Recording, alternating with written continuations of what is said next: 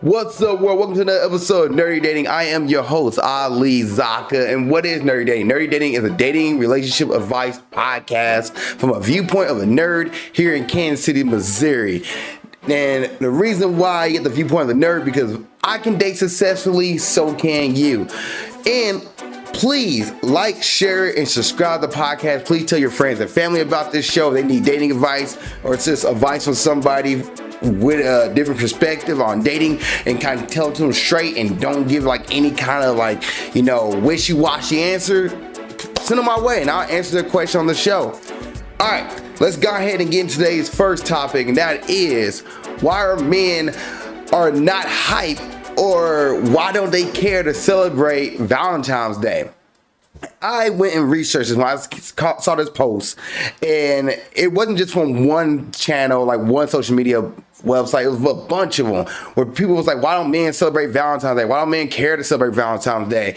And I just started researching and figure out why men don't celebrate Valentine's Day. And what it comes down to is just culture and years of commercialization of it. And Valentine's Day is meant to celebrate your partner, but more specifically, it's meant for the men to celebrate their ladies and give them gifts and chocolates and flowers and jewelry. And you can look over time about like when this stuff started. Like it started back in the 1840s in America, where somebody mass produced a bunch of Valentine's Day cards to give to their significant other. And the day is not really a day where it's, put towards men. It's not commercialized towards men. It's more commercialized towards women. Hearts, flowers. These are things men traditionally don't really go after. Man's not going like, I need to go buy a bunch of flowers for myself. That's not really a thing a man does to show his self-appreciation or show what he would be appreciated for. So that is why men don't get hype about it. Well, then one of the comments I saw, one of the posts asked, well, how come men get excited about Christmas and put effort into Christmas if it's about, giving gifts? And the reason why men celebrate Christmas is because Christmas is not just a one other person's holiday. It's more family, friends, parents, your loved one. It's about everybody in the household, not just your significant other. And that's why men get more excited about Christmas, because you're getting gifts for your kids, getting gifts for your girlfriend, for your wives, for your mom, for your dad, brothers and sisters. Everybody's into it. And on top of that, the guy will give gifts in return as well. Another thing I saw a lot of guys talk about is not being reciprocated in Valentine's Day. Men don't get treated on Valentine's Day. It's not something men get. Men, there's not gifts for men. There's not men get taken out to wine and dine if he wants to be wine and dine. Like those are things that are not things that are generated towards men. So that's why a lot of men don't get hype about Valentine's Day, especially you don't have a partner to give a present to. Now, how do you get a man to be hyped about Valentine's Day? And pretty much just have a conversation. You and your partner have a conversation. What do you guys think about Valentine's Day? How do you guys like to treat your Valentine's Day? If it's flowers and bed and breakfast, boom, there you go. And hopefully your partner does that, give you flowers and bread and breakfast. And your partner doesn't really care about Valentine's Day, and they don't really care about having gifts and like that, but yet you do, just do something nice for them, give them a gift. And the whole answer, well, I don't need one day of the year to treat my partner nice. Yes, however, you have to think about this, and people are like, well, I don't care about what society thinks. You might not care about what society thinks, but I'm pretty sure your partner might think, well, my friend over here got a gift, or they hear about their friend getting a gift. Now, your partner generally does not care. Your partner does not care about Valentine's Day. You're good. But if your partner does mention Valentine's Day and what they like to do for Valentine's Day, they at least want to get appreciated, so some form of appreciation. Same like Mother's Day, same with Father's Day, Grandparents' Day. Like, it's just the appreciation that you can do for your partner. So on Valentine's Day, yes, it's commercialized. Yes, they make billions of dollars off of us for celebrating Valentine's Day. However, when it comes down to it, your partner does like to be appreciative, and it's a day to show appreciation. Even if you might do it 364 times out of the year, that's why I said 364, not 365, because Valentine's Day you're supposed to do it. So you do it all the other days, all the other 65 days a year, you're doing it all the other days. At least Valentine's Day, one day you can say, like, I went out my way and did that, and mark it off. Also, your partner's like, well, my coworker got a present they got a present. Somebody asks what they doing for Valentine's Day. And then also social media doesn't help either because everybody's showing off their Valentine's Day presents and gifts and posts.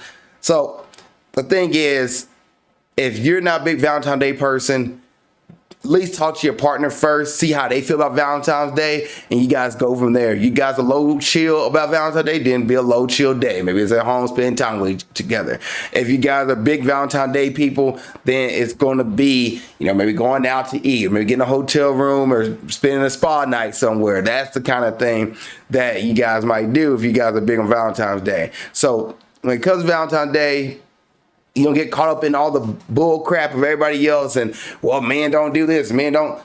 Just ask your partner how you guys feel about Valentine's Day, and ask your partner how you guys like to be treated and dined on Valentine's Day. And that will save you all the problems in the world. Communication, greatest answer of all time. All right, next subject. So I got this question here a few weeks ago, and I'm finally getting around to it. So sorry for being late on the answer here. But I got asked, if you're dating somebody who is going through a divorce and they're not completely finalizing divorce, they're just separated, but they're not getting back together, that's completely done, they just haven't completed the finalization of divorce, how do you go about dating that person, and what do you do if the situation goes the opposite direction? And my answer to that is, if you're dating somebody who's going through a divorce that is not finalized and they're separated but it's not completely closed off, just date with caution. Be communicative, be aware, and understand that this person might go back to their partner at the end of the day. They might not stay completely single because they're still in a marriage. It's not finalized and they're separated. They're still in a marriage. So they are going through the process of divorce, and just understand that that person might have, they will have, not trauma is the word, but they will have reflections of their marriage and reflections of where their status is. And all you can do when you're dating that person who they're like, I'm not going back to my partner, that is done, be there, support them, but understand at the end of the day that they might come back to their partner. They might go back to their partner. So that's just something you have to deal with, and you can't get upset at that. You knew going in, that person told you that they're single or that they're separated and filing for divorce, and the divorce is just going through, but it's not completed yet. Do not blame them if they go back to their partner. Just understand that's something you're dealing with and you're dating them at that time. So do not hold that against them. They decide to go back to their partner while you're dating, because they're not completely, marriage not completely ended. The divorce is not finalized. So date with caution.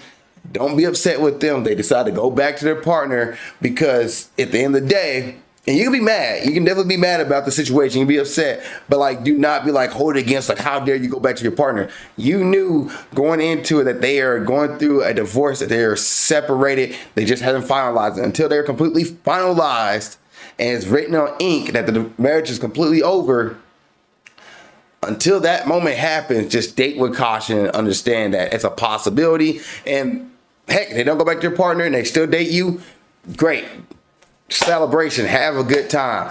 But if they do go back to their partner, just understand that it's a possibility. You can't be upset with them. You can be upset in the situation, but do not hold that against them, because they continue the conversation with their partner and they decide to work on it, the relationship, they was on the verge of divorce and ending it. So just be aware of that. All right, Reddit time. So the first one we have here, does Hinge suck for anybody else? Out of all the dating apps I used, this was the worst one. I've had it for 5 years and get usually only one match a year. Out of those matches, the longest conversation I've had with one was only a few sentences. Never even got a phone number or a date set up. I don't have as much success with Tinder now too. That I'm not in a populated area. But when I was in college, I had a lot more success with that in Bumble. Okay. So, does Hinge suck for anybody else? The answer is going to vary for people. Mostly, He ain't just not gonna suck. And I talked about this before. The apps don't suck. The apps are just a tool. It's how you use the apps that makes a difference. You only got one match a year. Are you on the app? Do you only get on the app every like, let's say Tuesday night, or once every Monday morning, or once every Sunday evening? Like, do you only get on it once in a blue moon, or you actually get on and put an effort into it? The apps you have to put effort into. If you do not put effort into your profile, make sure your profile has 5 pictures. Make sure you have a bio. Make sure you have a full body shot, a face shot with you and your friends, and a shot of you doing something, active, or whatever your hobby is. If you don't have a complete profile, your profile, one, not gonna get shown to everybody. If you're only messaging people and start off with hey, hello, hi, you're not gonna get good responses back. And then one person who gave you a conversation, you had a few back and forth. How about if you're spending at least a day or a half with them, ask them on a date? The fact that you haven't done that yet and just sitting there and complaining about the fact that the apps suck is showing that the negative mentality. You have to have a positive mentality when it comes to dating apps. You just can't be like, oh, I just put my picture up there and put the fact that I have a bunch of money, or the fact that I show my boobs and I'm good to go. Like, no, you have to be putting an effort into your profile, putting an effort into what you're putting out there, because it's not going to come easy. They work. Apps work, but they're not gonna come easy. Now, you say you're not in a populated area, or you're in a small town with only like 50 people to 100 people, then that might be an issue. You might have to expand your radius out to 50 miles. Do you want to drive that far? That's up to you. Looking for a long distance relationship? That's up to you. But you just can't say the apps suck. Now, you say you was in college, you had more success on Tinder. Yes, he's in the college town. There's a lot more people on there. The bigger population that you're in, the better success you're going to have on apps, because more people will be on the apps. It is a number game, yes, but just because you're in a small town does not mean that you can't have success on the apps. You can still have success on the apps. Remember, you're not trying to date the world. You're just trying to find that one person that matches best for you and matches best with you. So keep that in mind when you're using these dating apps. So you're trying to find the best person for you. Now, you're trying to find a hookup. Look, man, you don't need the apps to do that. You can legit go to a bar and approach a girl in person and have a conversation with her and see if she's down for the night, and vice versa. Like, you can find out on a dating app as well. But like, if you're looking to use the app seriously and trying to find an actual person, you can definitely do that. Just gotta put more effort into it. One match a year is crazy. Like, what are you doing on the apps? All right, next one. Dating, and they need advice. They said here, I'm going on a date with a guy soon, but I do not find him that attractive. He's not bad looking, but I'm not that into him. I am not saying he's ugly, not that I need to figure out whether he is attracted to me. I usually have to be acquaintance or friends with a guy to figure out if I find him cute/handsome or not.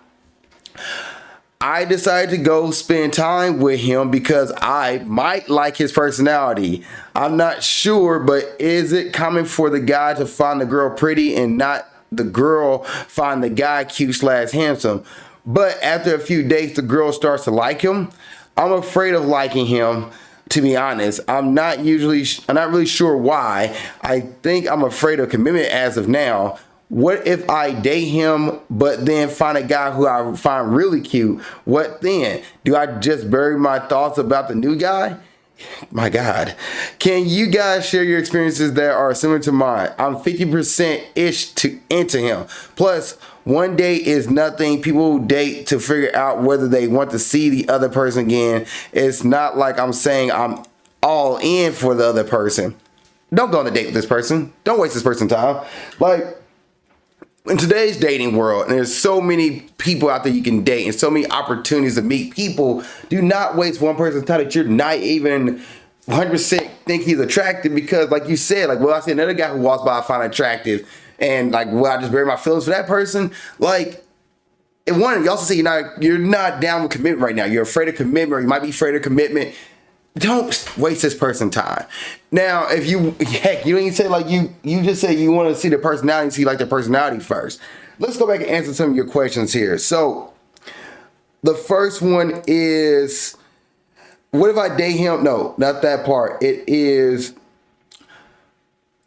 Is it common for the guy to find a girl pretty and not the girl find the guy cute/handsome, but after a few dates, the girl starts to like him? Yes, it is common for a guy to find a girl pretty and not think about like, oh, her personality.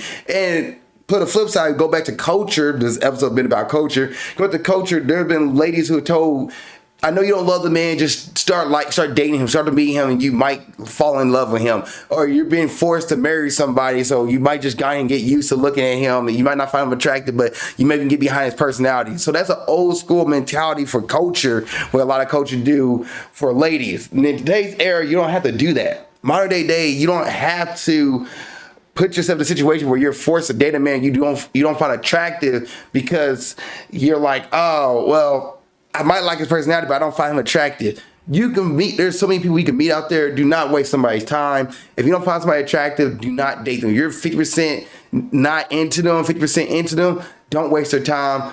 Go and date other people and date somebody you're 100% attracted to, and then get to know their personality afterwards. If you're like, well, the personality grows on me and then I find them attractive, that's fine.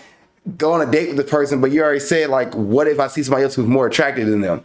In that case, don't waste this person's time. Don't even go on a date with that person. Keep swiping, keep looking, but let this person go and let them live their lives. Still figuring out relationship goals/type. Hi, sorry if this is a silly question, but I'm totally new to the world of dating apps. I, 25 female, got a like from a guy, 25, who seems to have a few things in common with me and who I find interesting.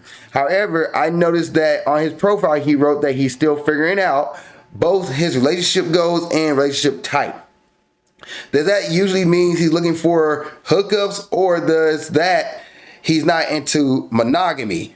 Or are those things people say when they're open to different possibilities? I'm asking because on my profile, I've made it clear several times that I'm looking for something serious and monogamous. So I found it a bit odd that he liked me anyway. I love to hear your thoughts since I'm trying not to waste my time. Thanks a lot.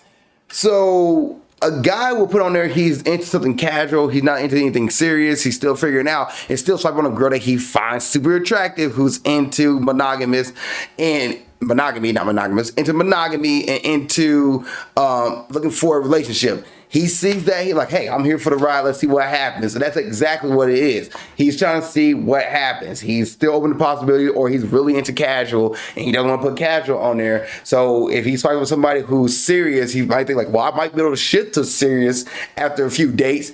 But if you find this guy attractive, go for it. But here's the thing. And this is why the butt came earlier. Here's the thing. I would not give him girlfriend like things and start doing relationship things with somebody who said they're still figuring out. If he start putting in boyfriend effort, as in like going on dates with you, spending time with you, actually checking in with you, doing all these things, and it's more than just 2 months, like he's constantly around, you guys are constantly going on dates, you know, he's saying he's still figuring it out.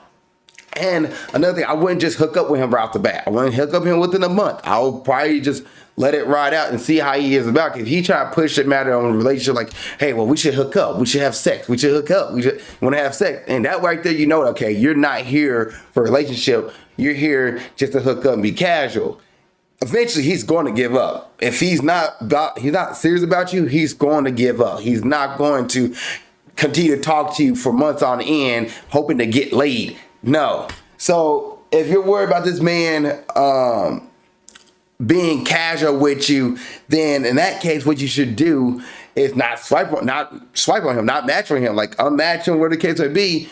But if you're like, heck, you know, he's still saying he's figured it out, but I find him attractive, I might go on one date with him, see how the date goes. It might go on a second date if somebody else out there has not piqued my interest yet. Remember, it's a dating game. Get on the apps, continue swiping, continue dating until somebody said we are in a confirmed relationship. Continue swiping and dating. I wouldn't hook up with everybody out there, so just have fun, but be aware of this, because this person could be he could legit be still trying to figure it out, or he's 1000% into casual and he doesn't want to put a serious relationship on there. So just be careful of it. Go on 1 or 2 dates with him, see how he is. If he's still talking to you, or he try to press the matter of sex, then get out. You know, he's not about seriousness. But if he's like date 3 rolls around, you guys still talking, having communication, having a good time, go for it. He might legit be still figuring it out. All right, next one. Am I the asshole for telling my girlfriend I found her past gross, even though I didn't want to tell her? So recently I found out my girlfriend has a colorful past. She was once a groupie and did a lot of group sex with the band. My personal thought, kind of gross to let yourself be a toy to a whole group just because they play music well, and kind of gross to make someone your toy and share them with a whole group. So yeah, I think the guys involved were gross too. And in case you're curious, no, I have never had group sex. I was never interested, and honestly, I think anything involving more than 5 people is straight up gross, regardless of gender. That's oddly specific. 5 people is very oddly specific. Okay, now I'm not going to break up with her over this. I get that's in her past. Anyways, my girlfriend asked me what I was thinking in regards to the night I found out, and I told her I hadn't thought about it, which is true, to be honest. At that point, I kind of forgot. She insisted on talking about it, but I really didn't want to. She got upset and kept pressing me. I told her it's a really bad idea. I asked if she wanted my honest opinion. She said yeah, and well, she got upset. I told her that this was on her and that I'm not going to pretend that I don't find it gross. Okay. You could have handled that with a little more tact. Like, you didn't have to be a jerk about that. Like, you didn't have to say, like, I find it gross. You could be more like, you know, it's not for me. It's not something I would do. I don't think it would have been a fun time. I just want to participate in that. I don't think it's, like, you can say, I don't think it's clean. I don't think it's safe. Those are 2 things you can say. Because, like, we're 5, you know, with a whole band. I'm not sure how many people she was in the band with. Was it 4, whatever the case would be? But you said 5, so I mean, what, she was a band of 6 dudes or 6 people or multiple people? Whatever the case would be, she was in an orgy. I think what you could have said is like, hey, I don't think that was for me. I wouldn't personally choose that. That's not something that I will find, you know, fun or exciting. And I think it's a little dirty, to be honest, because, you know, you're not sure where everybody's tested, not sure where everybody is. Like, you can say that versus it's gross. You're like, I think it's unsafe and could be dirty because you don't know people's, what their, sexually transmitted disease test looks like. You don't know what they have. You know, they can have something, a STI or ST, what's the other one? An STI and something, STD. You have no idea. So, like, I think it's gross. And not gross. I don't think gross is the word. I think it's dirty. I don't think it's safe. You could have just said that, and I don't think anything less of you for doing that. Like, you had fun. Go for it. Like, I'm glad you got that out. No, just like, I think you have, good thing you have fun. That's a cool experience for yourself, but not an experience that I'll choose for myself. Versus like, I think it's gross. I think that's gross at all. I think that's not the best thing. Like, that doesn't elaborate exactly what you mean by gross. Like, you could have just said, like, I don't think it's safe. I kind of think it's dirty. Not you, but like the other people involved. Like, you don't know where everybody had. Like, so to me, it wouldn't be something for me. That's all you could have said. Versus, and I could be a little harsh on that, but that's how I would have phrased it versus trying to like, it's gross. I think it's gross. And no more than 5 people. 5 is oddly specific. 5 people? You hearing yourself? 5 people. Why is it 5 people? Like, why not 3? Why not 4? Why 5 specifically? So that's odd to me. Now, should she press the matter? I don't think she should have pressed. Like, if you told her, like, I don't think it's a good idea, she should have left it alone, because right there probably gave her an indication that you didn't think it was think it looked fun or think it a clean thing, but you doubled down on it. Like, I would probably just said, like, hey, I don't think it was a good idea. I don't think it's safe. I don't think it comes off dirty as far as like the grouping part of it. So I just don't think it, like, not the fact that you are, but just the fact that the whole thing involved and everybody involved, you're not sure if everybody's tested and everybody's clean. It might not be a safe thing. I would look at it that versus telling her that it's gross. Because she probably didn't think it was gross. She probably thought it was fun. So, yeah. I think there's a better way you can handle that. So I would say I would not call you the jerk for thinking it's gross, but I would call you a jerk for how you deliver it. And I also call her a jerk for pressing the matter on you. Like, she didn't have to keep pressing. You told her it was a good idea. There you go. I felt like you kind of felt like you were stuck in a corner and you kind of lashed out at her versus you didn't need to lash out. You could just been like, hey, I don't think it was a good idea. All right, 2 more before we call it a night. Never been so unhappy since I started online dating. Male 28. To be clear, I get a lot of matches and have no trouble getting dates. That is not the issue. I love you open up with that. Like, to be clear, hold up, pause. I don't struggle with dating. Just hope you guys know this. I also get that not every connection lasts beyond a date or two. What really wearing me down is the pattern I keep finding myself in. Someone seems genuinely interested, like they show care. They invest time.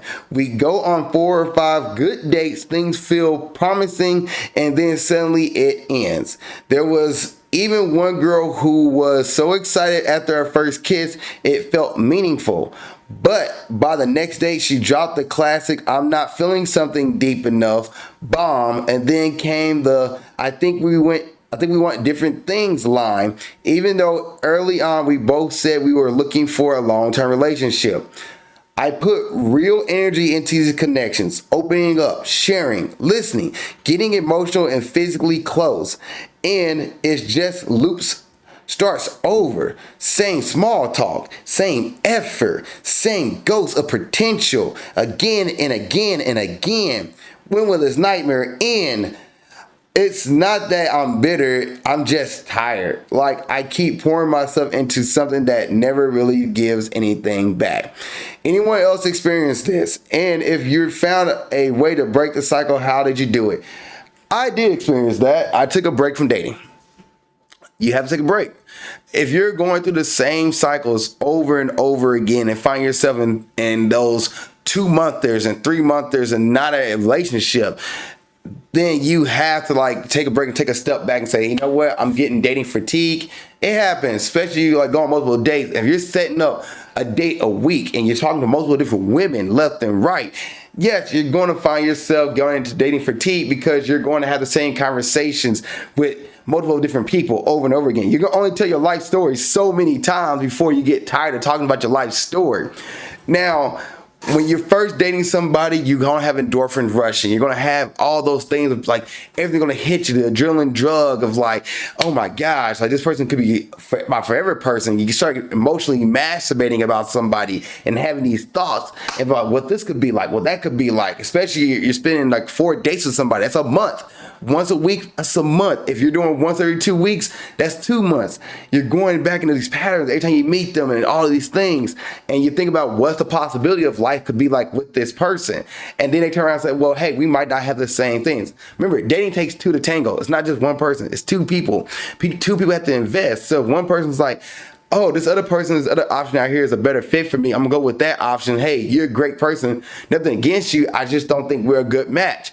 You gotta be able to take the bullets and say like, all right, it is what it is. And I will appreciate somebody who would tell you that versus ghosting you and moving on. So appreciate those blessings, appreciate those like turn downs, because that is the next step to the next person. Now, if you find yourself getting dating fatigue, maybe get off the apps. Maybe start dating people in person only. I'm gonna go out to the local bookstore, the local coffee shop, the local arcade, the local bar, restaurant, and sit down and bump into people, watch a sports game or sporting event or whatever you're into, the gym, rock climbing, whatever the case would be, physical activity, and meet people that way and start meeting people in person and see like, hey, you know, see you around here all the time.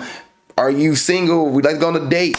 Like, those things you can do if you're getting dating fatigue from being on the apps. But yet, you're going to get a lot of matches. If you're successful at dating, like sound like you don't have a problem with finding partners. You're going to find people that you're going to go on a month or a 2-monther before you realize it might not work out, or before they realize it might not work out with you. But if you find yourself getting that dating fatigue, take a step away. It's fine. Take a step away from the apps. Don't go all into dating. That's fine. Nothing wrong with that. And go meet people in person. And then you feel like you're ready for the dating apps again, you can get back on the dating apps and go from there. All right. Last one, we'll call it a night. new to dating. Am I doing this right? 34 male here, new to dating as an adult, as I spent my early 20s until a couple years ago married. Matched with a 37 female. It's been about 4 weeks now. We've gone on 6 dates. I had asked her last week after day 5 if we should be exclusive or not, and whether her feelings what her feelings were. Her response was that she didn't want to move too fast and to make sure we know each other on many levels. My response was that I understood. I just didn't want either of us to catch feelings. Then found out the other person is bouncing. Then found out the other person is bouncing. My response was that I understood. Should be a comment there, but it's not. I just didn't want either of us to catch feelings. Then found out the other person is bouncing. Then find out. Maybe the comment should be there. Catch feelings and then find out the other person is bouncing. To that, she said she enjoys our time together, and if it makes me feel any better, she's not out getting to know other people. That wasn't really why I asked the question, but I guess that's something somewhat reassuring. I guess my question is, am I being too fast? What's the standard here for not maybe giving the boyfriend/girlfriend title, but at least being exclusive? We have been intimate multiple times. If that helps answer anything, thanks in advance. All right, so you went on 6 dates, and it's been about 4 weeks now. So a month, and within that month, you've been on 6 dates. I'll say give it another month or two. I think you're still in that dating phase. You're still trying to figure each other out, like she's saying, and make sure you guys are connected on multiple levels. For a month is kind of fast. Not gonna lie, a month is fast. So give it another month or two.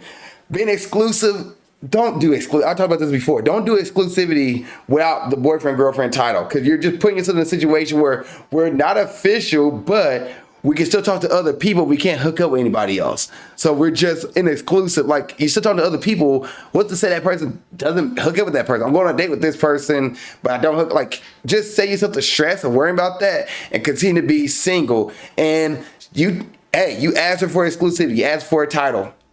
Good. But it's not the title of boyfriend and girlfriend. She told you, no, I'm not ready for that. Good. What you can do, continue to date her.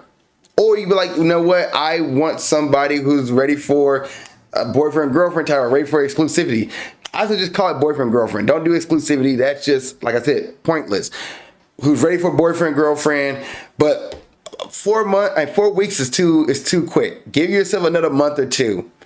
3 weeks, I think 9 weeks, 3 months, fine. 3 months has gone by and you're still talking to this person. Then you can ask the question, hey, do you want to be girlfriend, boyfriend? But if you're like a month into it, yeah, you might enjoy each other's time, enjoy each other's company. 6 dates, 4 weeks, I get that. But she's like, I'm out here dating. That's a little too quick for me. And she did tell you that she's not seeing anybody else right now. Which you're like, well, that makes sense. Why don't we just be boyfriend, girlfriend?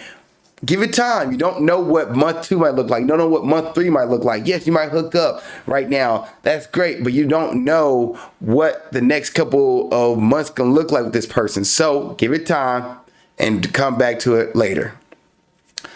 All right, guys. Thank y'all for watching this episode of Nerdy Dating. I appreciate y'all. Appreciate your time. Please like, share, and subscribe. Please tell your friends and family about this episode, about this show. And also any question they want me to ask, please put in the comment section below and I'll get to it on my next episode. Thank you guys so much for watching Love is Blind. That's a different episode. But watching Nerdy Dating. My Love is Blind reactions are coming out. So that's still a thing. But thank you guys so much. I appreciate y'all. See y'all next episode. And keep being awesome. Thank you for watching this episode of Nerdy Dating. I really appreciate it. If there's another episode you want to watch, you can look at it right there. If you want to subscribe to the page and watch more content, it's down here. Also, you have a question about dating you want to put in the comment section, go ahead and do it. Or you can send me your dating question to my email of alizakkanerdydating@gmail.com. That's alizakkanerdydating@gmail.com. And I will answer your question on the next episode of Nerdy Dating. Thank you so much for watching the show. I appreciate you and keep being awesome.